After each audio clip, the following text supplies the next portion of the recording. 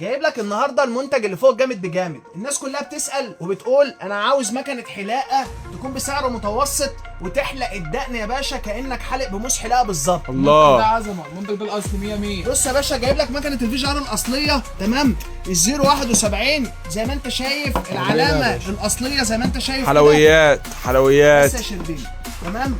زي ما انت شايف قدام حضرتك اهوت العلامه الاصليه على المكنه. المنتج ده متوفر بمحلات عنون بالمنصوره، ارخص سعر في مصر. عنون بيقدم عظمه. زي ما اتفقنا يا جماعه، زي ما قلنا نزل من مكن الفي جي ار، نزل مكن تقليد زي ما انت شايف، بس الفرق واضح وجامد وباين جدا. عنوني عن الاصل مش المضروب. المكنه العاديه ده يا وجدي بعد اذنك وريها لهم كده.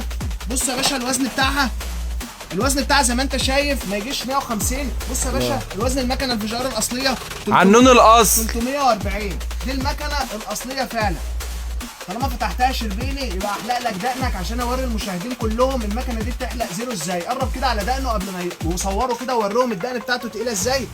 بص يا باشا الدقن عامله ازاي، كده وريهم. بص يا باشا، الله حلويات والله العظيم الشربيني ده اكتشاف. بص حلويات. بص الشغل، بص الجمال يا باشا.